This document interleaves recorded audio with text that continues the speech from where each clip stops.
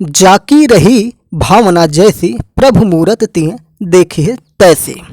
तो इसमें तो ये कहा गया है कि जिसकी जैसी भावना है वैसे प्रभु को देखता है, लेकिन स्वामी प्रसाद मौर्य कुछ दूसरा ही इनका चलता है। रामचरितमानस की एक चौपाई पर यह विवाद करते हुए रामचरितमानस का अपमान करते हैं। साथ ही साथ इनके समर्थकों द्वारा रामचरितमानस का किताब को, पुस्तक को, जो धार्मिक पुस्तक है, हिंदुओं की आस्थावान पुस्तक है, उसको जलाया भी जाता है। अगर हम उस दोहे की या चौपाई की बात करेंगे तो ढोल गवार शूद्र पशु नारी, सकल ताड़ना के अधिकारी। इस चौपाई को लेकर स्वामी प्रसाद मौर्य आए दिन विवाद करते रहते थे और लगातार रामचरितमानस के ऊपर, उसकी प्रतिष्ठा के ऊपर आंच उठाते रहते थे, उंगली उठाते रहते थे और उनके कार्यकर्ताओं द्वारा रामचरितमानस को जलाया जाता था। तो भैया स्वामी प्रसाद मौर्य के ऊपर जूता फेंका गया है। स्वामी प्रसाद मौर्य कौन है? अगर हम बात करें तो स्वामी प्रसाद मौर्य उत्तर प्रदेश में समाजवादी पार्टी के महासचिव के रूप में वर्तमान समय में कार्यरत है। स्वामी प्रसाद मौर्य के ऊपर जूता कौन फेंका है, अगर हम उसकी बात करें तो उसका नाम क्या है? आकाश सैनी नाम है। बात करते हैं सपा के ओबीसी महासम्मेलन के दौरान सोमवार को लखनऊ के इंदिरा गांधी प्रतिष्ठान में भाग लेने पहुंचे सपा के राष्ट्रीय महासचिव स्वामी प्रसाद मौर्य पर जूता फेंकने वाला युवक की पहचान हो चुकी है और उसकी पहचान के रूप में वह युवक सीतापुर रोड सैरपुर का रहने वाला है और युवक की पहचान आकाश सैनी के रूप में हुई है, जो सैनी समाज का कार्यकर्ता है और साथ ही साथ वो हिंदुत्व की बात करता है। आकाश ने कहा, जब उसने स्वामी प्रसाद मौर्य के ऊपर जूता फेंका तो उसके बाद जब उसको पकड़ा गया प्रशासन द्वारा तो उससे पूछा गया कि भाई ये बताओ स्वामी के ऊपर क्यों तुमने जूता फेंका। तो आकाश ने बताया कि रामचरितमानस का अपमान किया गया है और इसलिए इस व्यक्ति को जूते तो पड़ने ही चाहिए।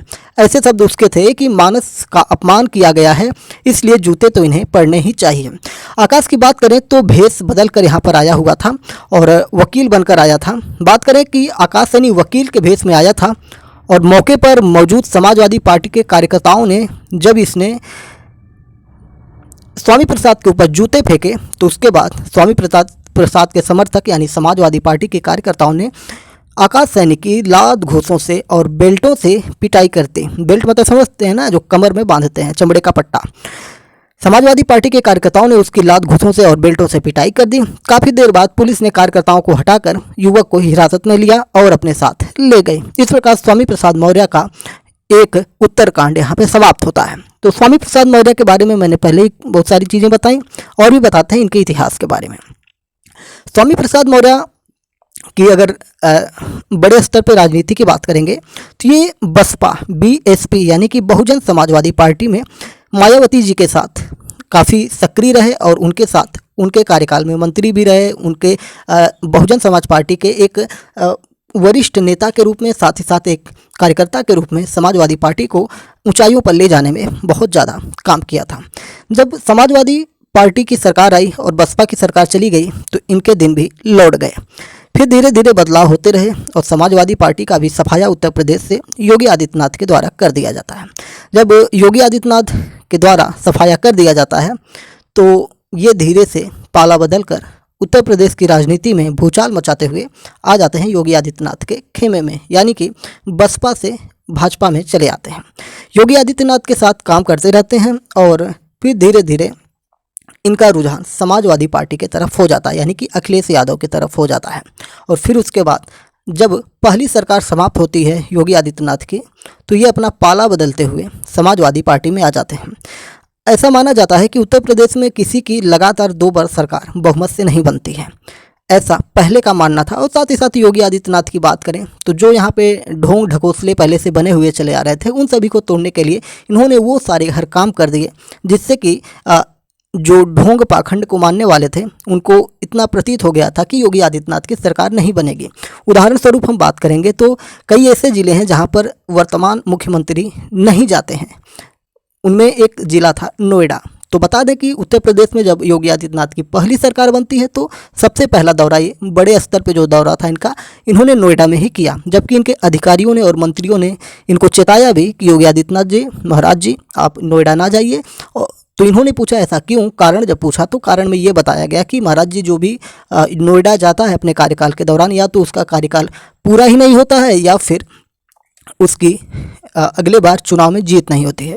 तो योगी आदित्यनाथ ने कहा ये सब ढकोसला है और उसके बाद ये नोएडा चले जाते हैं। इसी प्रकार के कई काम योगी आदित्यनाथ के द्वारा किया जाता है और साथ ही साथ जो कुरीतियां हैं उनके ऊपर ताबड़तोड़ काम किए जाते हैं। भ्रष्टाचार पर लगाम लगाने की कोशिश की जाती है और उस चक्कर में कोई मंत्री घूसखोरी या पैसा नहीं कमा पाता है, यानी कि जो अतिरिक्त आय होती है वो नहीं हो पा रही थी। तो इस प्रकार से आरोप ये लगे कि जब समाजवादी पार्टी ज्वाइन करने के लिए तैयार हुए स्वामी प्रसाद मौर्य, तो आरोप ये लगे कि स्वामी प्रसाद मौर्य जो थे अपने बेटे के लिए टिकट की मांग कर रहे थे और भारतीय जनता पार्टी यानी कि उत्तर प्रदेश सरकार इनके बेटे को टिकट देने से मना कर रही थी। अगर हम बात करेंगे तो इनकी बेटी जो है वो एनडीए यानी कि भारतीय जनता पार्टी संगठन जो है, राष्ट्रीय संगठन इनका एनडीए जो होता है, उसके जरिए ये भारतीय जनता पार्टी के टिकट से वर्तमान समय में सांसद भी हैं। तो एक परिवार में खुद मंत्री हैं उत्तर प्रदेश सरकार में, बेटी जो है सांसद हैं और साथ ही साथ बेटे के लिए भी टिकट मांगा जा रहा था। भारतीय जनता पार्टी को ऐसा जाना जाता है कि ये परिवारवाद को बढ़ावा नहीं देती है, लेकिन जब टिकट नहीं मिलता है, ऐसे माहौल जब बातें निकल के आती हैं, तो फिर उसके बाद स्वामी प्रसाद मौर्य अपना खेमा बदलते हुए चले जाते हैं समाजवादी पार्टी में। समाजवादी पार्टी में जाते हैं तो भाई वहाँ का माहौल कुछ अलग था। बीजेपी में इन्हें जय श्री राम कहना पड़ता था और वहाँ पे कुछ और ही कहना पड़ता था। तो उसके बाद इन्होंने अपना खेला शुरू किया। अपने कद को ऊंचा करने के लिए भगवान श्री राम के आदर्शों पर, उनके ऊपर, उनके जीवन चरित्र के ऊपर लिखी गई पुस्तक, जो शुद्ध रूप से अगर पुस्तक की बात करें तो रामायण है, जो संस्कृत भाषा में है, लेकिन उसका रूपांतरण अगर हम बात करें, उसका अनुवाद रूप हम बात करें, तो एक तरह से तुलसीदास जी के द्वारा रामचरितमानस का निर्माण किया गया है। और रामचरितमानस में चौपाई और दोहे हैं। अगर जिसकी भाषा की हम बात करेंगे तो अवधी भाषा में लिखी गई है और अवधी भाषा में ही एक चौपाई लिखी गई है, ढोल गंवार शूद्र पशुनारी सकल ताड़ना के अधिकारी।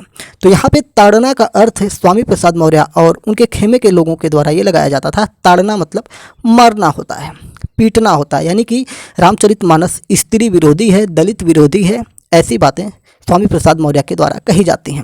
लेकिन वहीं दूसरे पक्ष की बात करें या हिंदू धार्मिक गुरुओं की बात करें, वो लोग इसका बहुत विरोध करते हैं। स्वामी प्रसाद के ऊपर आए दिन हमले भी हुए। एक बार न्यूज मीडिया के एक कार्यक्रम में भी इनके ऊपर हमला हुआ था। एक संत समाज के साधु द्वारा हमला किया गया था। साथ ही साथ इनको जान से मारने की भी लगातार धमकियां भी मिल रही थी रामचरितमानस का अपमान करने के कारण। खैर, लोकतांत्रिक देश है और ये बचते जा रहे थे, लेकिन ये सारी प्रक्रियाएँ होती रहीं। जो संत समाज है या हिंदू धर्म के जानकार हैं, उन्होंने इसकी व्याख्या करते हुए ये कहा था, जो ढोल गंवार शूद्र पशुनारी सकल ताड़ना के अधिकारी। ताड़ना जो है एक अवधी भाषा है और यहाँ पे ताड़ने का मतलब देखना बताया गया। हिंदू ज्ञानियों के द्वारा, जो हिंदू परंपरा से जुड़े हुए लोग हैं, उन्होंने ये बताया कि इसका जो अर्थ है ताड़ने का मतलब देखना, यानी कि जो शूद्र गंवार, शूद्र का मतलब जो छोटे हैं, जो पढ़े लिखे नहीं हैं, गंवार मतलब जो गांव के लोग हैं, शूद्र गंवार ढोल पशुनारी, ढोल जो है जो ढोलक होती है और साथ ही साथ जो स्त्री होती है यानी कि महिला होती है, इन सबको देखने का कार्य करना चाहिए। इन सबका निरीक्षण बार बार करते रहना चाहिए। इनको दिशा निर्देश देते रहना चाहिए, ऐसा धार्मिक गुरुओं द्वारा कहा गया। बस इन्हीं दोनों के मतों को लेकर दोनों में विवाद हो रहा था और स्वामी प्रसाद लगातार रामचरितमानस के इस दोहे को लेकर रामचरित पुस्तक को ही एक तरह से गलत साबित करते रहे और लगातार विवादों में बने रहे। और इन सारी विवादों के साथ साथ समाजवादी पार्टी इनके कद को ऊंचा करती रही। पहले छोटे पदों पर थे, फिर उसके बाद जब रामचरितमानस के ऊपर इन्होंने भगवान श्री राम और राम को दलित विरोधी बताया, तो फिर उसके बाद क्या था, एजेंडा फिक्स हो गया और इनके कद को बढ़ाकर समाजवादी पार्टी का महासचिव बना दिया गया। अगर समाजवादी पार्टी के इतिहास के बारे में हम कुछ बात करेंगे तो समाजवादी पार्टी पर आरोप लगते रहे हैं कि इन्होंने राम भक्तों को, यानी कि पूर्व जो इनके मुखिया थे अखिलेश यादव के पिताजी मुलायम सिंह यादव, इनके सरकार के दौरान राम भक्तों पर जो कार सेवक थे जो अयोध्या में जा रहे थे, तो मुलायम सिंह यादव के अनुसार ये था कि ये लोग वहाँ जहाँ पर दंगा फसाद करते, वहाँ पे बवाल करते और इसलिए इन्होंने सैकड़ों हिंदुओं को गोलियों से भुनवा दिया था। और यही आरोप लगातार आज भी इनका पीछा नहीं छोड़ते हैं। खैर, मुलायम सिंह यादव को पद्म सम्मान प्राप्त भी हो चुका है भारत सरकार द्वारा। 2023 में उनकी मृत्यु भी हो चुकी है और उन्हें पद्म पुरस्कार से भी सम्मानित कर दिया गया है। खैर, भारतीय राजनीति है, एक तरफ तो उनके ऊपर आरोप लगाए जाते हैं कि हिंदुओं को मारते हैं और दूसरी तरफ उन्हें पद्म पुरस्कार सामाजिक व्यवस्थाओं में योगदान के लिए पुरस्कार से सम्मानित भी किया जाता है। तो इन्हीं सब के चलते एजेंडा फिक्स था। राम विरोधी पार्टी समाजवादी और Ram supporter party Bharatiya Janata party, तो इन दोनों ने अपना अपना तामझाम कर लिया था और इसी के चलते स्वामी प्रसाद मौर्य पर आज जूता फेंका गया।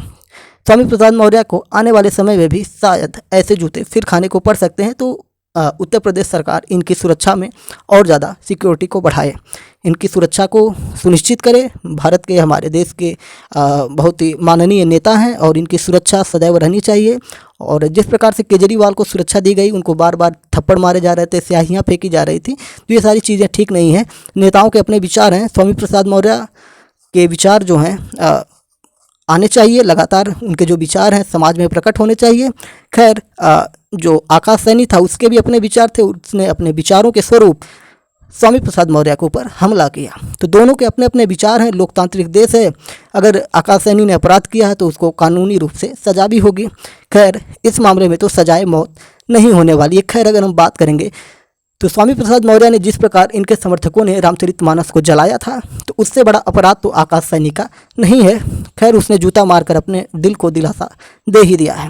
उम्मीद है कि आपको पूरा प्रकरण समझ में आ गया होगा। जिन्होंने पहले से ही जान रखा था कि स्वामी प्रसाद मौर्य कौन थे और क्यों उनकी पिटाई हुई है, यानी कि जूते फेंके गए हैं, तो वो तो अच्छे से ही जानते हैं। लेकिन जिन साथियों को नहीं पता था कि स्वामी प्रसाद मौर्य कौन थे और किस प्रकार उनके साथ क्या घटनाएं घटी थी, तो सारी चीज़ें हमने डिटेल में एक बार आपको बता दी हैं। तो स्वामी प्रसाद मौर्य उत्तर प्रदेश सरकार में पूर्व में लगातार सरकार में मंत्री थे, बीएसपी में मंत्री थे, यानी कि बहुजन समाज पार्टी में मंत्री थे, भारतीय जनता पार्टी में मंत्री थे, वर्तमान समय में समाजवादी पार्टी के महासचिव के रूप में हैं। और उसी के एक सपा के ओबीसी सम्मेलन, महासम्मेलन के दौरान उनके ऊपर आकाश सैनी के द्वारा जूते फेंकने का मामला आया है, वो भी कहाँ, उत्तर प्रदेश की राजधानी लखनऊ में इंदिरा गांधी प्रतिष्ठान में। तो सारी चीज़ें आपको समझ में आ गई हैं। चैनल पर नए हैं तो चैनल को सब्सक्राइब करके हमारे साथ जुड़ जाइए डेली करंट अफेयर्स और करंट हॉट न्यूज़ के लिए। जय हिंद, नमस्कार, भारत माता की जय।